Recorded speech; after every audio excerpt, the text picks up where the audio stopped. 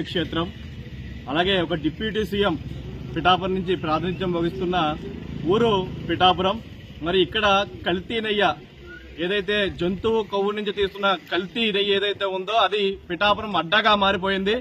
మరి ఈ రోజు పిఠాపురంలో చూసుకున్నట్లయితే లయన్స్ క్లబ్ ఏరియాలో అత్యంత దారుణంగా ఆవులను చంపి వాటి నుంచి వచ్చిన కొవ్వును మరి ఈ పిఠాపురంలో ఉన్న దేవాలయాలకు అలాగే చుట్టుపక్కల ఉన్న దేవాలయాలకు కూడా అక్కడ గుళ్ళో ఉన్న దీపాలు వెలిగించడానికి వీళ్ళు ఉపయోగిస్తున్నట్లుగా కూడా చెప్పడం జరిగింది. ఎంత ఘోరమైన విషయం! పవిత్రమైన దేవాలయాల్లో పవిత్రంగా ఆవులు పూజించే ప్రదేశంలో ఆవులను చంపి వాటిని నెయ్యి కింద హిందువుల చేత దీపాలు పెట్టిస్తున్నారంటే పరిస్థితి ఎంత దారుణంగా ఉంది.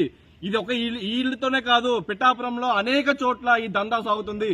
రాష్ట్ర వ్యాప్తంగా పిఠాపురం నుంచే కూడా ఈ కల్తీ నెయ్య ఏదైతే ఆవులను చంపి వాటి నుంచి కళేబరాల నుంచి వచ్చిన వాటిని మరగబెట్టి తీస్తున్న నెయ్యి ఏదైతే ఉందో దాని వల్ల ప్రజల ఆరోగ్య దృష్ట్యా ప్రజలు కూడా తినిపిస్తున్నారు. ఎందుకంటే రోడ్డు పక్కన ఉన్న చాలా వరకు కూడా ఫుడ్ లో అవి ఉపయోగిస్తున్నారు. అలాగే మిగిలిన దాన్ని కూడా దేవాలయాలు అతి పవిత్రమైన దేవాలయాలు హిందువుల చేత దీపారాధన పెట్టిస్తున్నారు.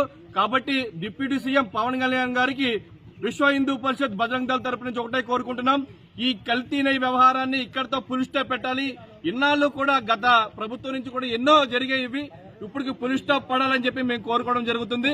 దీని మీద తక్షణమే జరిగింది. దీని అందరికీ కూడా హెడ్ మాకు తెలిసిన గుప్తా అని చెప్పి ఎవరో ఉన్నారంట, అతను ఈ చేయడంతా కూడా అందరికీ కూడా అంటిస్తున్నారు. తప్పకుండా ఇలాంటి వాళ్ళ మీద కలెక్టర్ గారితో ఆదేశాలు ఇచ్చి కలెక్టర్ గారు ఉన్నతాధికారులందరితో పర్యవేక్షణ పెట్టి దీని పూర్తి మూలాలతో అణిచివేయాలని చెప్పి కోరుతున్నాం. ఎంత మహా నేరం, ఎంత మహాఘోరం జరుగుతుంది పిఠాపురంలో. మహా పుణ్యక్షేత్రం,